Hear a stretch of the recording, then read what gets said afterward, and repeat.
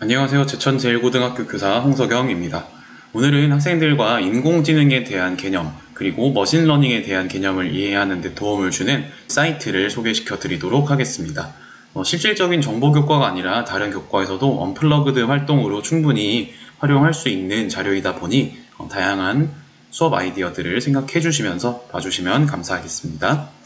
첫 번째 사이트는 아키네이터라고 하는 게임 사이트인데요.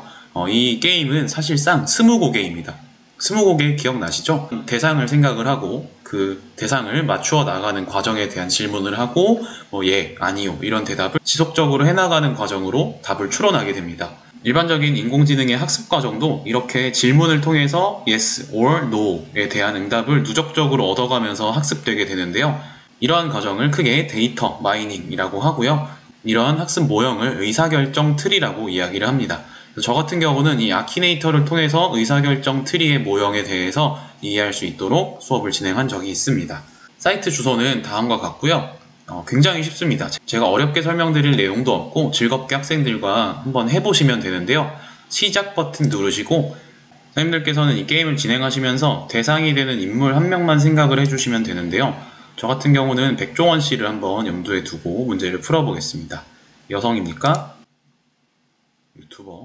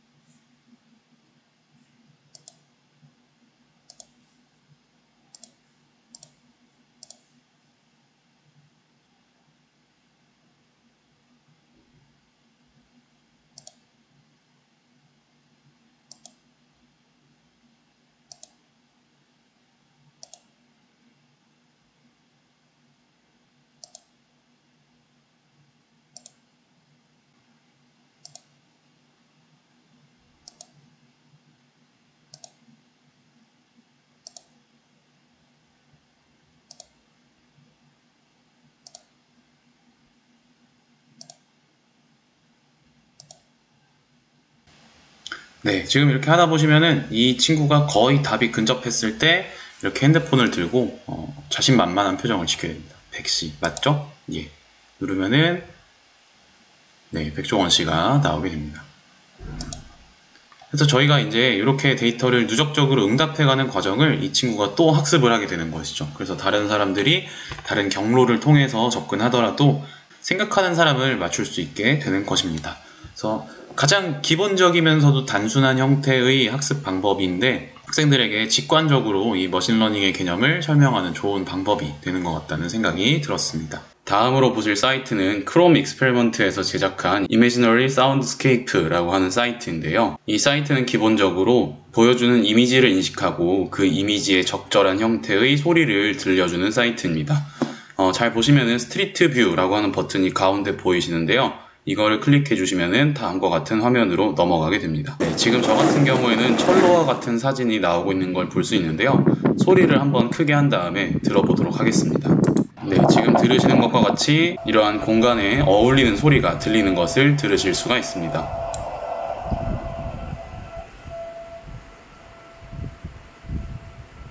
자, 그러면 소리를 줄이고 다른 곳으로 한번 가보도록 하겠습니다. 위에 나와 있는 Search for Place or Address 버튼을 클릭하신 다음에 쌤들께서 이동하시고 싶은 장소로 이동을 해도 되는데요. 랜덤 버튼을 클릭해서 조금 더 다양한 장소를 한번 살펴보도록 하겠습니다. 네, 지금 제가 랜덤 버튼 누르니까 숲이 나오는데요. 소리를 한번 들어볼게요. 네, 들으시는 대로 산길을 걷는 발자국 소리가 나고 있고 새 소리 이런 것도 들리는 거를 확인할 수 있습니다. 그리고 지금 여기 이렇게 사진을 클릭하셨을 때 이동할 수도 있게 되어 있는데 한번 클릭을 해볼게요. Hi dinner. You look delicious. 네, 등산을 하면 사람들의 목소리도 들리고 있습니다. 그리고 돌길을 걷는 듯한 느낌이 드는 소리들이 있죠. They do that to try to scare you away, keep you get near them. 네, 그럼 다른 장소로 한번 다시 넘어가 볼게요. 지금은 사람들이 많은 어떤 성당의 모습이 나오고 있습니다. 네, 확실히 방금 전에 들으셨던 산길에서의 소리와는 다르게 인파가 느껴지는 어떤 소리, 그리고 공간감이 느껴지는 어떤 소리가 들리고 있습니다. 네, 그리고 성당에 잘 어울리는 종소리가 들리고 있죠. 그러면 여기서 선생님들께서 원하는 장소로 이동하시는 방법에 대해서 설명을 드릴게요. 아래쪽에 보시면은 맵 버튼이 있고요.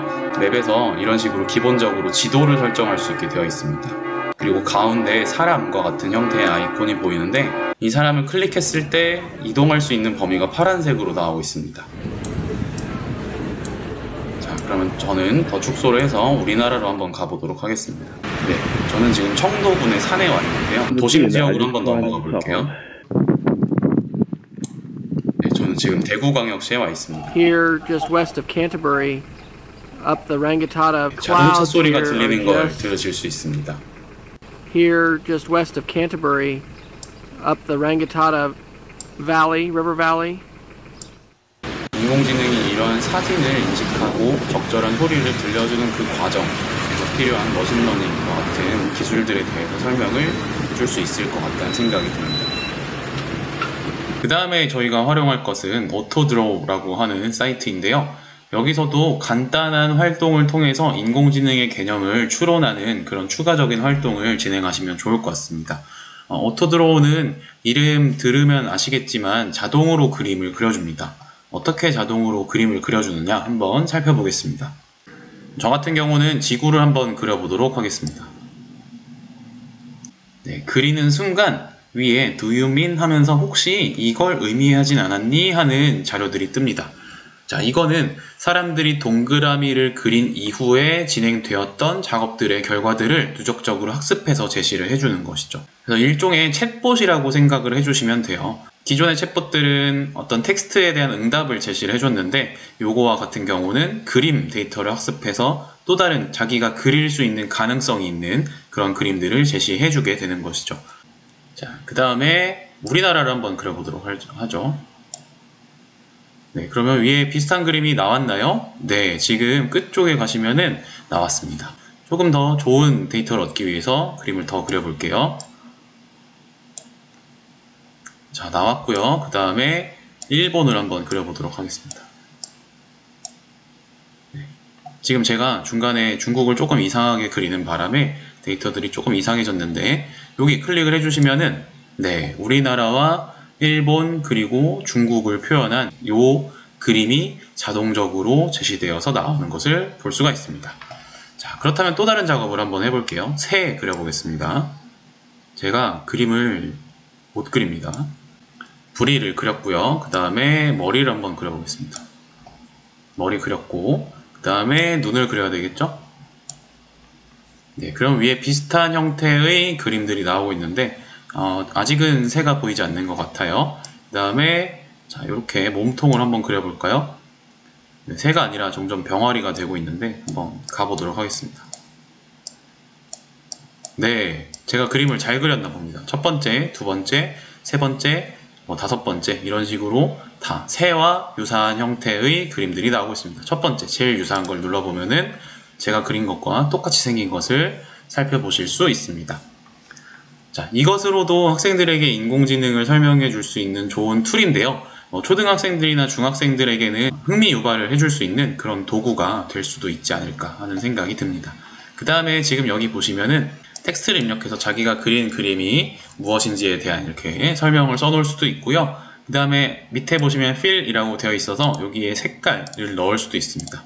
그러면은 제가 그린 그림이 노란색 병아리가 된 모습을 볼 수 있고, 지구 같은 경우는 바다에다가 파란색, 그 다음에 대륙에다가 주황색을 칠하면 다음과 같은 그림이 그려지는 것을 확인할 수 있게 됩니다. 그 다음에 오토드로우 같은 경우는 지금 다운로드가 가능하고 공유가 가능합니다. 그래서 선생님들이나 학생들이 그린 그림을 다운로드해서 저장할 수도 있습니다. 그 다음에 밑에 아티스트 눌러주시면은 오토드로우 아티스트라고 되어 있어서 이 그림을 그려준 사람들이 제시해 놓은 데이터 자료들이 있습니다. 그래서 저희가 그림을 잘 그리게 되면은 이런 작품들이 첫 번째 화면에 이제 등장하게 되는 것이라고 생각하시면 되겠습니다. 여기까지가 이 사이트에 대한 활용 방법이었는데요. 이 자체로 어떤 깊은 내용을 설명한다거나 어려운 코딩을 설명한다던가 하는 그런 수업은 조금 어려울 수 있겠지만 저학년 학생들에게 기계학습, 머신러닝의 개념이 무엇인지, 그리고 인공지능이 어느 정도의 작업까지 수행할 수 있는지, 그리고 나아가서 학생들의 동기를 유발해 줄 수 있는 그런 도구로서도 다양하게 활용될 수 있지 않을까 하는 생각을 갖고 있습니다. 조금 더 복잡한 형태의 인공지능 그림 그리기와 관련된 자료는 제가 다음번 영상에서 제작을 해서 보여드리는 걸로 하고요. 이런 아이디어들을 활용하셔서 다양한 수업에 적용을 하시면 조금 더 재미있는 수업을 만들 수 있을 거라는 생각이 듭니다. 오늘 제가 설명드릴 내용은 여기까지입니다. 감사합니다.